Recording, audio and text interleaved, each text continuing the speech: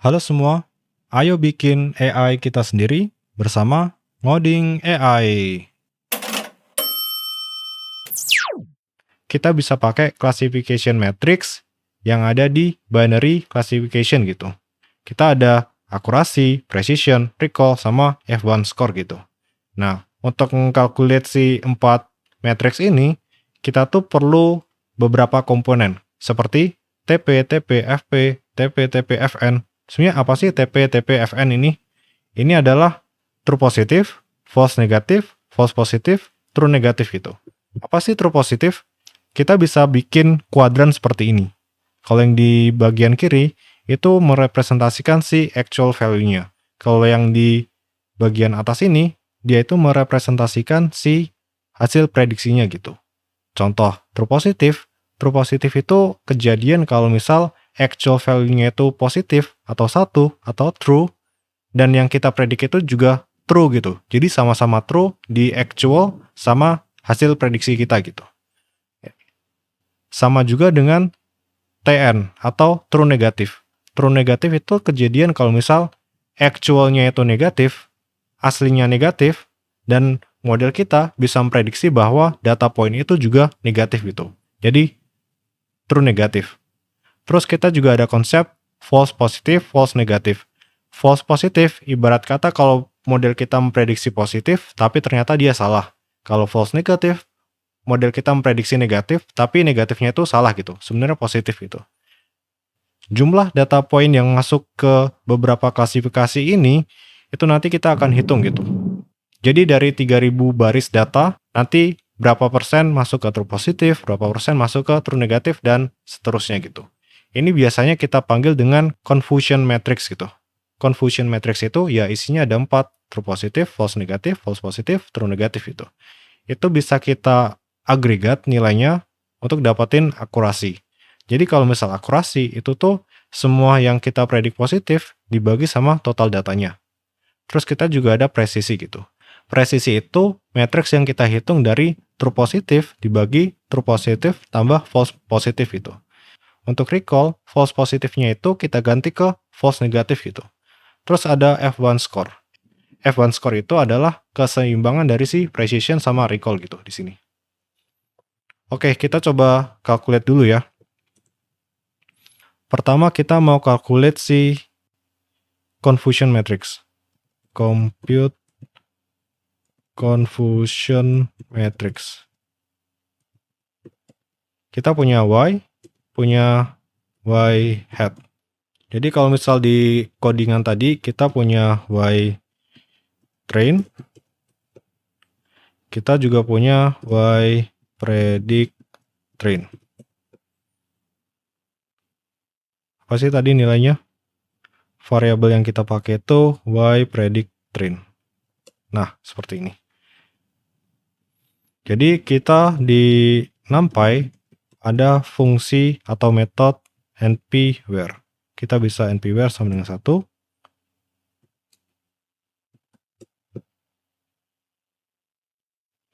Dan kita bisa masukin dua function ya di sini ya, dua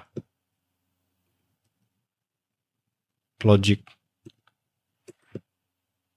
Jadi ini adalah satu metode di NumPy di mana kita akan mencari kalau misal Y train-nya itu 1, Y predict-nya itu juga 1 gitu. Dan dia akan mengeluarkan indeksnya di sini. Kita bisa ambil si shape-nya. Shape-nya itu berarti dia adalah jumlah data yang memenuhi dari dua logic ini gitu. Kita bisa copy di sini, ini true positif. Kalau true positif sama dengan Y hat, ini Y hat.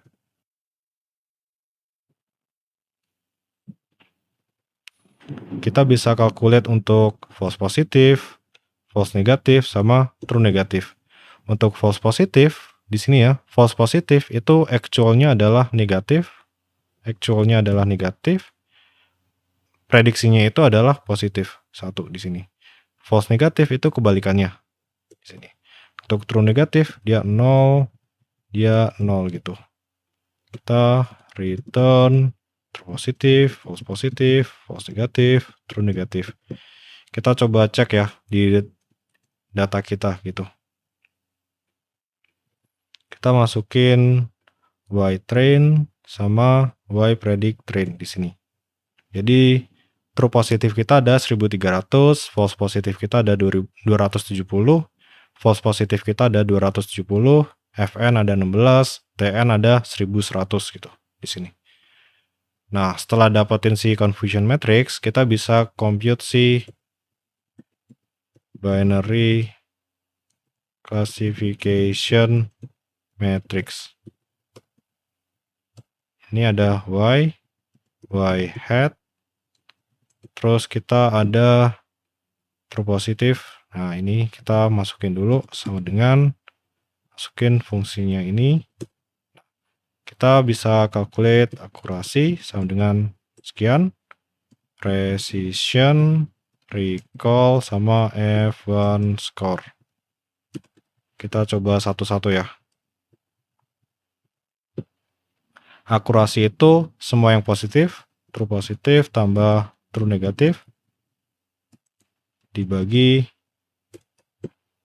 true positif tambah false positif tambah Fn tambah Tn. Sorry, ini adalah akurasi ya, bukan precision ya. Jadi saya pindah ke atas.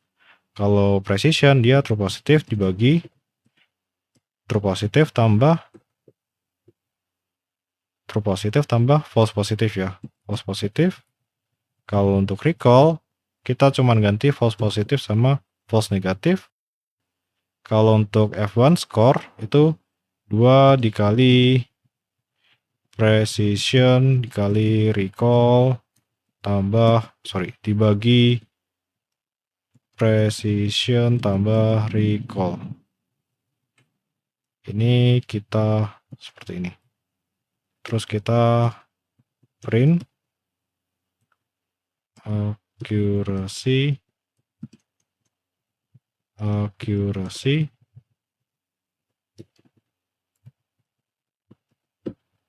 Kita masukkan precision.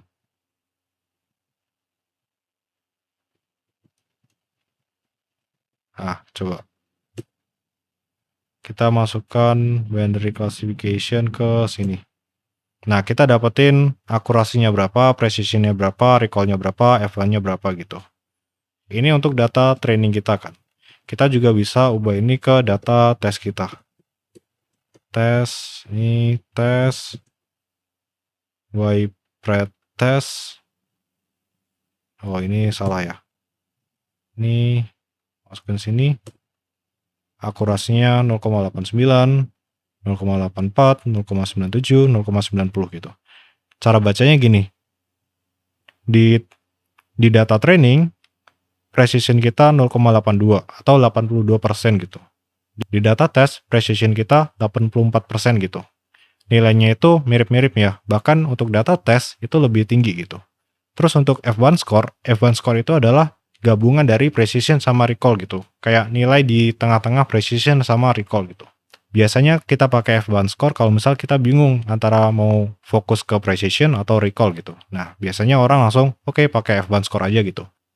Terus F1 score kita, dua-duanya, baik di train sama tes, kita dapat bagus, 90%.